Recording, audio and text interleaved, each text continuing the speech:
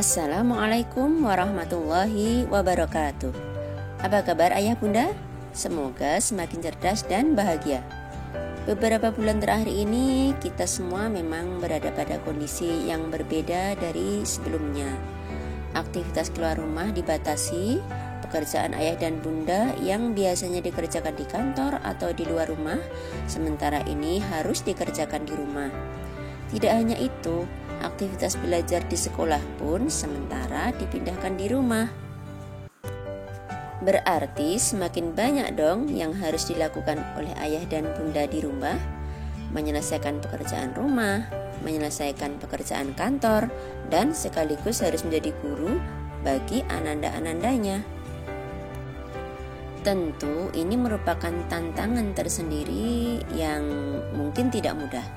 Apalagi bagi ayah bunda yang profesinya bukan sebagai guru.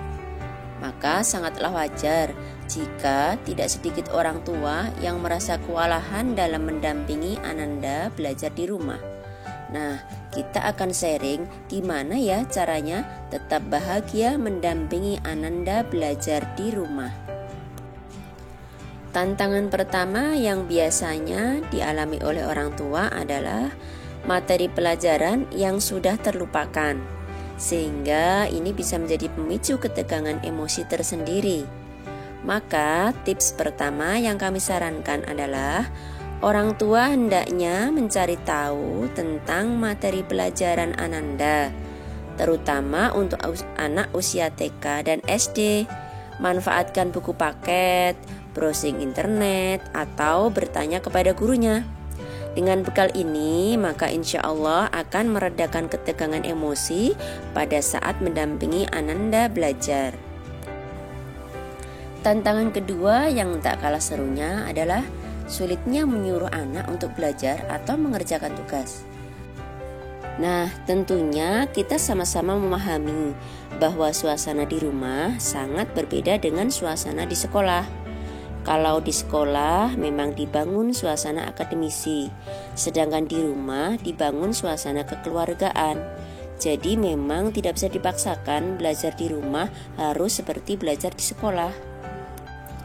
Sebaiknya orang tua membuat kesepakatan dengan ananda, kapan waktu yang paling nyaman untuk belajar bagi ananda. Setelah itu, orang tua dan ananda berlatih untuk konsisten dengan kesepakatan yang telah disepakati bersama. Tantangan yang ketiga, orang tua kewalahan karena anandanya tak bisa diam atau anteng. Nah, di sini perlu orang tua ketahui tentang gaya belajar ananda. Ada 3 macam gaya belajar: visual, auditori, kinestetik. Anak dengan gaya belajar visual lebih mudah belajar dengan gambar, simbol-simbol, dan warna. Jika ananda termasuk tipe visual, orang tua tidak perlu risau jika ananda suka coret-coret, apa-apa diekspresikan dalam bentuk gambar, tulisan warna-warni, belajar dengan gambar coret, atau melihat tayangan video pembelajaran. Yang perlu dilakukan oleh orang tua adalah membantu ananda memvisualisasi materi pelajaran yang barangkali dianggap sulit, dan tentunya memfasilitasi sarana-prasarana yang membantu memvisualisasikan, seperti spidol warna, kertas lipat, hiasan-hiasan, atau lainnya. Sedangkan anak dengan gaya belajar auditori biasanya sangat peka dengan musik dan suara. Maka anak tipe auditori ini membutuhkan suasana yang tenang ketika belajar. Mereka akan lebih mudah terganggu dengan suara-suara lain yang mengganggu konsentrasinya. Anak tipe auditori ini biasanya suka membaca dengan keras, atau dia akan lebih mudah paham ketika dibacakan daripada membaca sendiri. Maka orang tua dapat membantu anak dengan tipe auditori ini dengan cara mengulang-ulang membacakan setelah ananda membaca sendiri materi pelajarannya. Anak dengan gaya belajar kinestetik beda lagi. Biasanya anak tipe ini tidak bisa diam atau anteng ketika belajar. Ada yang sambil lari-lari ke sana kemari, menggoyang-goyangkan kaki, atau mengetok-ngetokkan pensil di meja. Jika Ananda memiliki gaya belajar kinestetik yang dominan, jangan paksakan Ananda untuk duduk anteng di kursi dan di depan meja. Dia akan semakin gelisah dan tidak nyaman, sehingga belajarnya menjadi tidak efektif. Sebaiknya fasilitasi anak seperti ini dengan alat peraga sehingga dia biasa belajar sambil beraktivitas, melakukan eksperimen, mendemonstrasikan materi yang dipelajari. Itu cara belajar yang mudah baginya. Tantangan berikutnya, orang tua sibuk, capek, dan merasa kehabisan waktu dan tenaga. Akibatnya ketika mendampingi Ananda belajar tinggal sisa-sisa tenaga dan menjadi mudah emosi. Maka sebaiknya lakukan pembagian waktu pendampingan belajar antara ayah dan bunda. Bisa berdasarkan jadwal harian, misalnya selang-seling. Hari ini bersama ayah, besok bersama bunda. Atau bisa juga berdasarkan materi pelajaran. Jika pelajaran bahasa Jawa bersama ayah, jika pas matematika bersama bunda, dan seterusnya.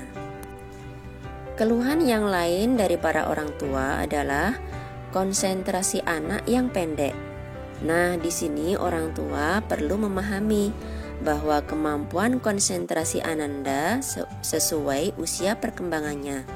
Untuk anak TK, rata-rata kemampuan konsentrasinya itu 15 menit. Untuk usia SD bisa meningkat menjadi 30 menit atau lebih. Semakin bertambah usia, semakin bertambah kemampuan konsentrasinya. Itu secara umum. Maka orang tua perlu mengatur ritme belajar Ananda. Misalnya diberi waktu istirahat setiap 30 menit, atau boleh bermain setiap selesai mengerjakan satu tugas, atau bisa dibagi menjadi beberapa sesi. Siang mengerjakan tugas pertama, sore atau malam mengerjakan tugas kedua, dan seterusnya. Selain beberapa tips tadi, ada beberapa hal yang perlu ayah bunda perhatikan. Yang pertama, pastikan kondisi Ananda fit, sehat, dan kenyang. Jika Ananda kurang sehat atau dalam keadaan lapar, maka kurang efektif apabila orang tua memaksakan Ananda untuk belajar.